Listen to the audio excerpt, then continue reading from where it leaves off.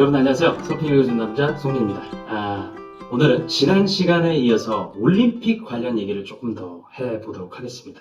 올림픽이 이제 얼마 남지 않았거든요. 근데 이제 올림픽에 관한 이슈들, 올림픽이 어떤 경기 방식을 통해서 진행이 되는지 한번 얘기를 제가 한번 해드리면 여러분들이 좀 시청하실 때 좀 재미있지 않을까라는 생각에서 좀 준비해 봤습니다.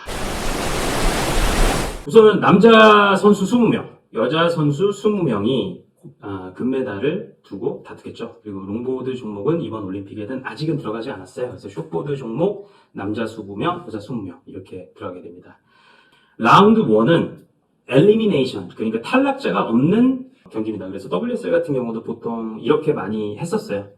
그래서 4명의 선수가 한 조가 되게 됐습니다. 그래서 5조가 이루어지고요. 그리고 상위 2명의 선수가 3라운드, 그리고 나머지 2명의 선수가 2라운드로 진출하게 됩니다. 2라운드부터는 이제 탈락자가 발생을 하는 라운드예요. 그래서 세컨드 라운드는 2개의 히트, 그리고 5명의 선수들이 한 조를 이룹니다. 그래서 3명이 다음 라운드로 진출을 하고요. 그리고 2명은 탈락을 하게 되죠. 그러면 3라운드. 1대1 경기가 3라운드부터 시작이 돼요. 그래서 2명의 선수들이 한 조를 이루고요. 8개가 조가 되죠. 8개 히트가 생깁니다. 그래서 1등은 다음 라운드로 진출을 하고 2등은 탈락을 하게 되죠. 그리고 4라운드가 이제 준준 결승이 되겠습니다. 여기도 똑같습니다. 2명의 선수가 4조가 되고요.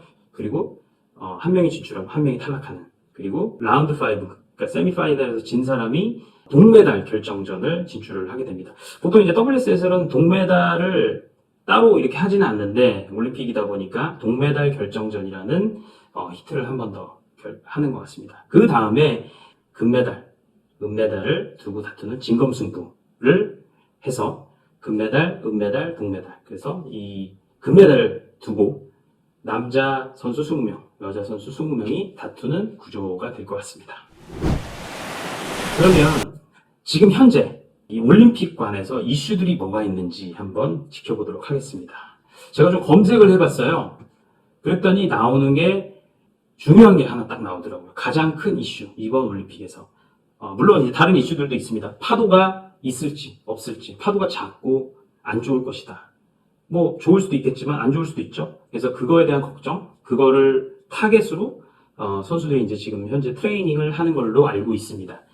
그래서 그런 부분들은 이제 자연에 맡겨야 되는 거기 때문에 그런 이슈들은 사실은 뭐 그렇게 큰 이슈는 아니라고 생각해요. 파도가 작아도 충분히 좋은 성적을 낼 수 있고요. 그리고 물론 이제 보는 사람 입장에서 좀 더 다이나믹한 경기를 좀 원하긴 하지만 그래도 이제 작은 파도이긴 하지만 동일한 조건 하에서 싸우고 있는 거기 때문에 충분히 이제 경기가 성립이 되고 어떤 선수들이 더 기량이 뛰어난지 어떤 선수들이 뭐 전략 전술을 더 잘 짰는지에 대한 부분은 충분히 가려낼 수 있을 것 같습니다. 그러면 어떤 이슈가 가장 큰 이슈냐? 바로 이 이슈입니다. US may call upon 49-year-old Kelly Slater in surfing. 켈리 슬레이터는 사실 이번에 명단에 없죠. 미국의 명단은 콜로에 안디노와 존 플로렌스입니다. 2019년 WSL 랭킹에 의해서. 켈리 슬레이터가 그러면 왜 두 선수가 지금 현재 다 부상을 당한 상태예요. 지금 콜로에 안디노 같은 경우는 뭐 발목 부상을 당했었는데 지금 회복 중이라고 합니다. 그래서 지금 현재 서핑을 다시 시작을 한 상태고요. 그리고 존 플로렌스 같은 경우는 5월 초쯤에 호주에서 경기를 하는 도중에 무릎 부상을 당했어요. 그래서 제가 알기로는 존은 이 부위를 예전에 한번 부상을 당했던 걸로 기억을 하는데 혹시 정확히 기억은 안 나네요.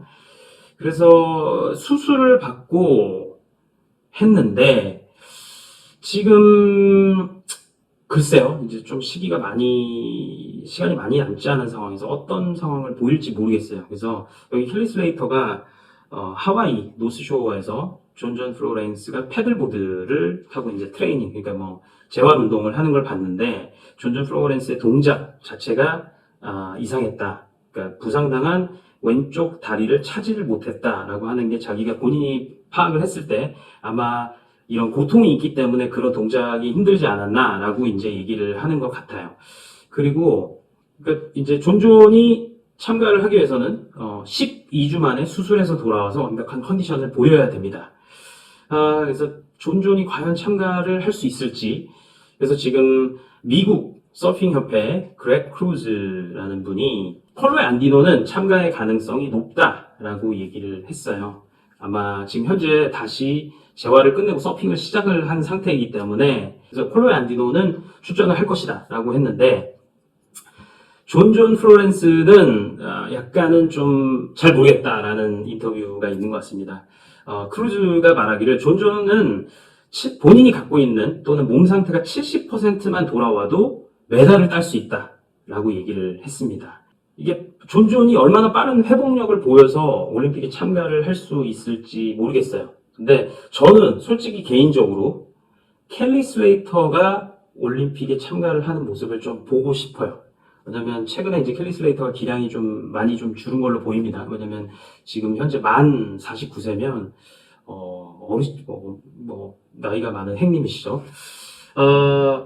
이제 아무래도 이제 신체적인 퍼포먼스는 당연히 떨어지죠. 근데 기술적으로는 굉장히 뛰어나서 봅니다. 그래서 근데 단지 제가 켈리 슬레이터의 기술을 올림픽에서 보고 싶다 이 의미는 아닙니다. 제가 켈리 슬레이터를 올림픽에서 보고 싶다라는 이유는 이 올림픽이 사상 최초로 이루어졌잖아요. 켈리 슬레이터는 서핑계의 마이클 조단 같은 인물입니다. 서핑이 최초로 올림픽 종목에 됐는데 마이클 조단 같은 켈리 슬레이터가 출전을 안 한다. 물론 켈리 슬레이터는 그 자리에 가서 축하해주고 하겠죠. 하지만 켈리 슬레이터가 출전을 안 한다라는 것은 글쎄요. 저는 오히려 켈리 슬레이터가 출전을 해서 어떤 성적을 내던 간에 첫 올림픽에 참가를 해서 축하를 해주고 그 번영을 위해서 하는 모습이 더 보기 좋고 멋있을 거라는 생각이 듭니다. 마치 1992년 바르셀로나 올림픽에 마이클 조단이 드림팀으로 참가를 했었죠. 마치 그런 광경을 저도 좀 지켜보고 싶어요. 그래서 저는 이제 제가 서핑을 시작하는 시기에 켈리 슬레이터가 그때 컴백을 했어요. 은퇴를 했다가. 그래서 약간 켈리 슬레이터 정말 영웅이고 넘버원 이렇게 했었거든요. 켈리 슬레이터가 이런 역사적인 첫 올림픽에 경기로 출전을 했으면 좋겠다는 개인적인 바람. 근데 이제 사실 존 플로렌스가 출전을 못하는 거가 너무 아쉽기는 해요. 그래서 어떻게 할 수는 없지만 켈리 슬레이터가 지금 출전할 수 있는 가능성도 생기고 있다라는 부분 여러분들 좀 아시면 될 것 같고요. 이 선수 로스터 제출 마감 시간은 7월 24일입니다. 그래서 시간이 아직 어느 정도는 있기 때문에 존이 부상에서 돌아올 수 있는지, 부상에서 돌아오면 저는 제 생각에는 아까 그 미국 서핑협회의 분이 말씀하신 것처럼 메달, 또 금메달까지도 가능하다고 생각을 하고요. 존이 못 돌아왔을 때 서핑계의 마이클 조단 같은 켈리 슬레이터 살아있는 전설이 첫 번째 올림픽에 경기를 출전하는 영광적인 상황을 아마 좀 볼 수도 있지 않을까라는 생각이 듭니다. 그래서 여러 저런 이슈들이 많이 있는 올림픽이 될 것 같아요. 그리고 경기가 가까워지면 할수록 서로 선수들 간의 신경전 이런 이슈들이 발생할 수 있다고 저는 생각을 하거든요. 국가 간의 이런 신경전. 그래서 그런 부분이 생길 때마다 제가 최대한 빠르게 능동적으로 대응을 해서 이슈에 대해서 좀 전달을 해드리는 시간을 갖도록 하겠습니다. 여러분, 그러면 올림픽 이제 얼마 남지 않았는데 좀 기대를 해주시면 좋을 것 같아요. 오늘 이 시간에는 올림픽 관련 이슈들에 대해서 좀 다뤄보는 시간을 가졌습니다.